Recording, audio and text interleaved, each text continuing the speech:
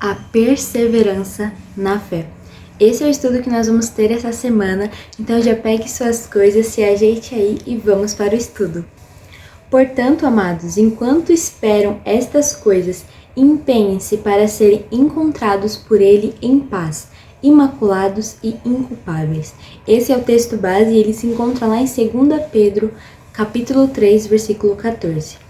E o objetivo dessa lição é entender o desafio de perseverar na fé enquanto aguardamos a vinda de nosso Senhor Jesus Cristo. Então é para isso, que serve essa lição. Nós vamos entender como perseverar na fé, como continuar para nós podermos aguardar a vinda de Cristo. Então nós estamos indo para o final dessa segunda carta que Pedro escreveu. Se você ver aí os vídeos anteriores, nós estamos cada vez tratando um capítulo, alguns versículos, e agora nós estamos indo para o final deles. E nesses últimos versos que Pedro escreveu, nós estamos sendo impulsionados a confiar em Jesus, a perseverar na fé. Então, isso é muito importante. E algo que é notável, que Pedro está falando, é que nós não aguardamos a volta de Cristo parados. Nós não sentamos e ficamos aguardando Jesus voltar. Nós não ficamos parados, mas sim nós ficamos trabalhando, nós ficamos vigilantes. Nós estamos ali trabalhando em santificação. E o primeiro tópico é: sejam diligentes. Mas o que é ser uma pessoa diligente?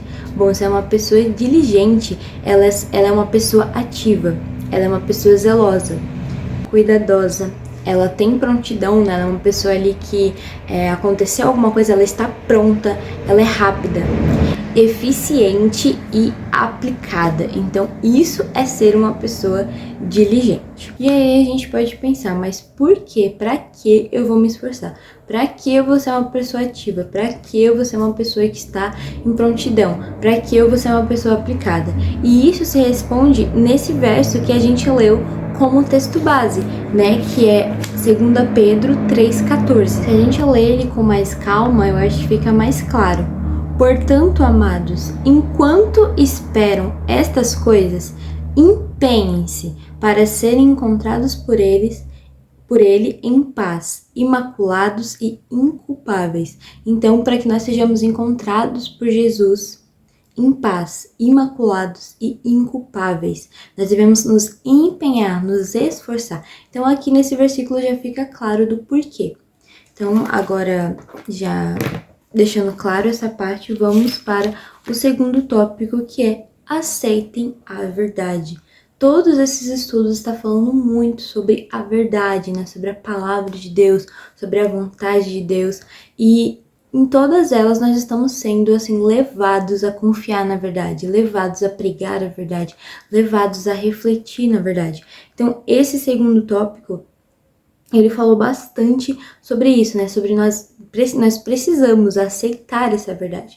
Nós precisamos ter a palavra de Deus no nosso coração. E o exemplo que deu aqui tá falando sobre aquele versículo onde fala sobre a paciência de Deus, Por Jesus ainda não ter voltado, pela misericórdia de Deus ainda, porque Deus ainda espera, Deus ainda aguarda para que mais pessoas se convertam. É a misericórdia dele.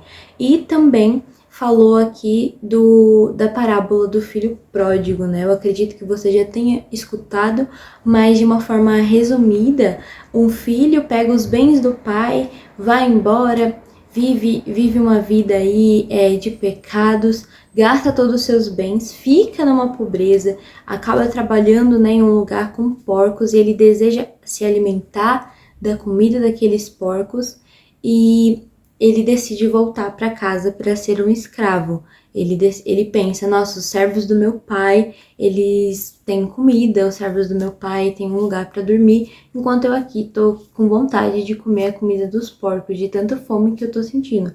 Então eu vou voltar para casa, vou pedir perdão, vou dizer que eu pequei contra o meu pai e contra o céu, e vou pedir para que ele me tenha como servo e não como filho, porque eu já não sou digno de ser chamado filho.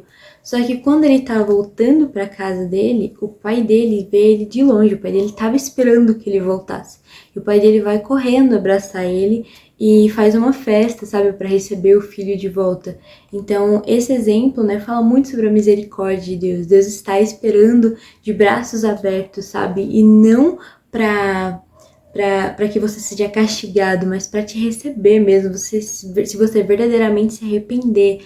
Assim como esse filho veio e se arrependeu do que ele fez, ele reconheceu o erro dele, pediu perdão, o pai estava ali de braços abertos, né, para perdoar. Então, esse exemplo falou muito sobre que nós devemos aceitar essa verdade. Entenda essa verdade. É a misericórdia de Deus. Então, agora vamos para o terceiro tópico, que é completamente ligado com esse segundo, que é rejeitem a mentira. Se nós devemos aceitar a verdade, nós devemos pregar a verdade, então nós devemos rejeitar a mentira. Nós não devemos nos conformar com a mentira. E aqui fala uma frase assim: se alguém acolhe a verdade, deve prontamente rejeitar a mentira. Prontamente está preparado para rejeitar essa mentira. Então, assim, é como um soldado ali, tá pronto.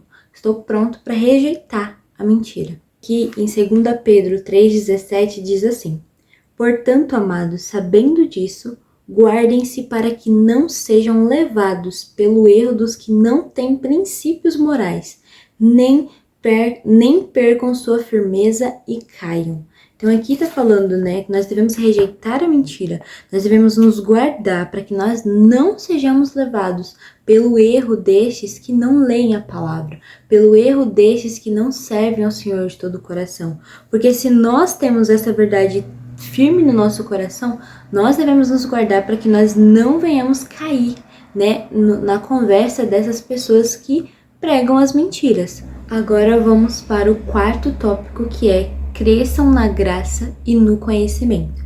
E para dar uma introdução, né, sobre esse tópico, eu vou estar lendo aqui o último versículo dessa carta, né, que se encontra em 2 Pedro 3,18. Cresçam, porém, na graça e no conhecimento do nosso Senhor e Salvador Jesus Cristo. A Ele seja a glória e agora e para sempre. Amém. Então aqui Pedro, ele tá falando aqui, cresçam na graça e no conhecimento, entendam, compreendam essa graça, busquem esse conhecimento do nosso Senhor e Salvador Jesus Cristo. E aqui na lição tem uma frase que me deixou bem pensativa, que diz assim: sem a graça, o conhecimento se torna uma arma letal. Da mesma forma, sem o conhecimento, a graça navega em águas rasas. Isso aqui realmente ainda me deixa um pouco pensativa. Sem a graça, se nós não tivéssemos a graça, o conhecimento ele se tornaria uma arma letal, porque nós teríamos o conhecimento, né, que nós somos pecadores, que nós não merecemos, mas nós não teríamos a graça, nós não teríamos acesso.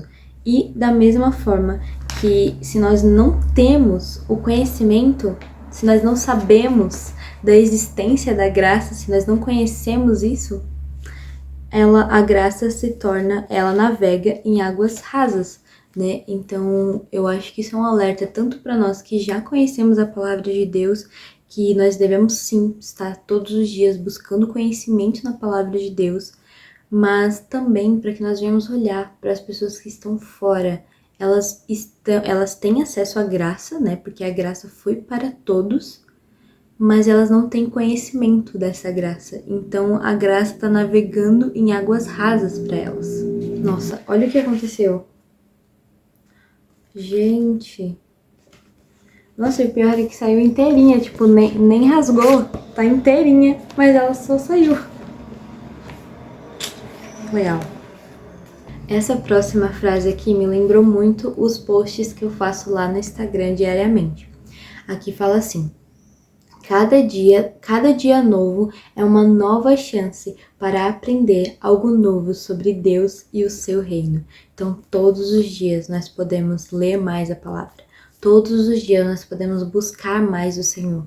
todos os dias é uma nova chance, é um novo derramamento da graça do Senhor, da misericórdia do Senhor, por nós termos acordado por mais uma manhã, por nós termos acordado por mais um dia, podendo ter acesso a Ele, podendo falar com Ele, podendo ler, nem que seja um versículo, mas nós podemos, sabe? É a graça de Deus.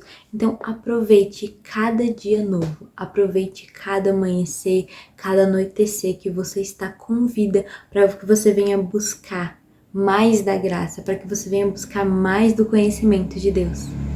E assim, para finalizar esse quarto tópico, eu acho que você deve lembrar que o propósito da sua vida é glorificar a Deus. O propósito da sua vida é glorificar a Deus em tudo. Então agora indo aqui para a página 61, nós vamos ver esta parte que é com os olhos na vida, que é diante da vinda de Cristo, perseveremos na proclamação. Nós temos falado muito isso, né, em todas essas lições. Devemos continuar na proclamação do Evangelho, em compartilhar o Evangelho, em falar desse Evangelho. Mas como nós vamos falar se nós não conhecemos, né? Então, por isso que é tão enfatizado, busque a verdade, leia a palavra de Deus, sabe? Busque intimidade com Deus, porque você deve proclamar essa palavra. E quando se fala isso, eu sei que muita gente pensa no púlpito ali, em você estar em cima do púlpito, ou também a pessoa pensa no outro extremo, que é você ir lá para outro país e fazer missões em outro país. Mas essa proclamação, às vezes pode ser um post na internet, essa proclamação pode ser em uma conversa que você está tendo com um amigo seu, você ali falar da graça, você ali falar do poder de Deus, e ali em algum momento em que você está passeando com seus primos, com a sua família, enfim, você aproveitar esse tempo para falar da palavra de Deus. Isso também é proclamação. E o segundo tópico dessa parte é: diante da vinda de Cristo, perseveremos na adoração. Se a nossa vida deve glorificar ao Senhor, então a nossa vida é uma forma de adoração ao Senhor. Aqui diz: nosso modo de viver faz diferença e deve glorificar a Deus. E a última frase que nós vamos ler antes de ir para o desafio é essa: nossa vida é um constante ensaio de adoração até o dia eterno da manifestação de Cristo Jesus.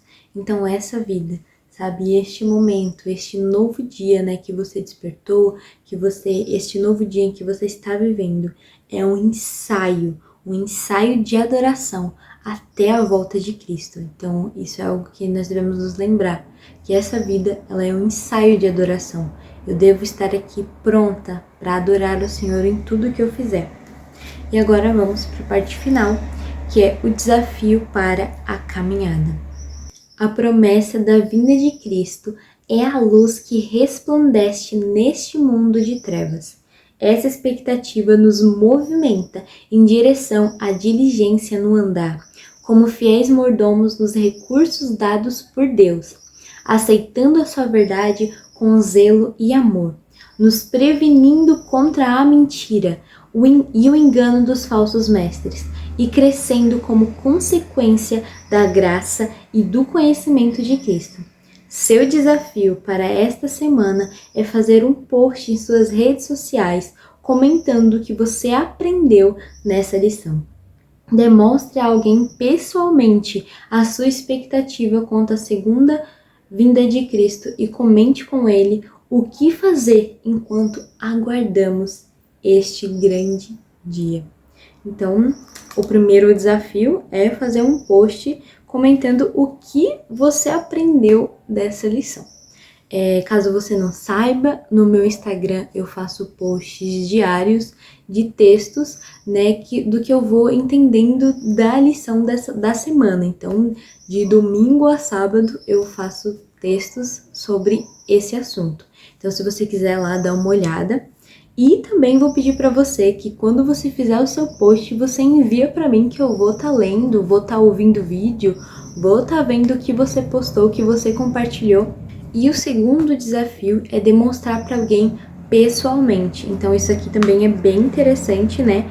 E explicar, né, para esse alguém que você vai conversar o que nós devemos fazer enquanto nós esperamos, que foi um pouquinho do que a gente viu hoje. Então, vamos para a nossa oração final. Senhor, meu Deus e meu Pai, obrigado, Deus, pela oportunidade de nós estarmos aqui estudando a Sua Palavra, Pai, de forma online. Nós estamos aqui todos juntos, reunidos em um só propósito, Pai, que é aprender mais de Ti, que é aprender mais da Tua Palavra. Obrigada pela oportunidade, Deus, de estarmos aqui, recebendo a Sua graça e a Sua misericórdia por mais um dia. Que nós possamos, Deus, ter os nossos olhos abertos para aproveitar esta oportunidade. Que o Teu Espírito Santo venha falar aos nossos corações para que nós venhamos aproveitar a cada dia essa nova oportunidade que recebemos. Pai, que nós possamos fazer estes posts, Pai, guiados pelo Teu Espírito Santo, que nós possamos falar com essas pessoas, Pai, de acordo com a Sua vontade, Deus, que nós possamos viver uma vida diligente, que nós possamos viver uma caminhada, Pai, cheios da Tua Palavra, que em nome de Jesus nós sejamos cheios do Teu Espírito, que em nome de Jesus nós sejamos cheios da Tua Palavra. Amém. E que o meu coração e o seu permaneçam em chamas até a volta de Cristo. Amém.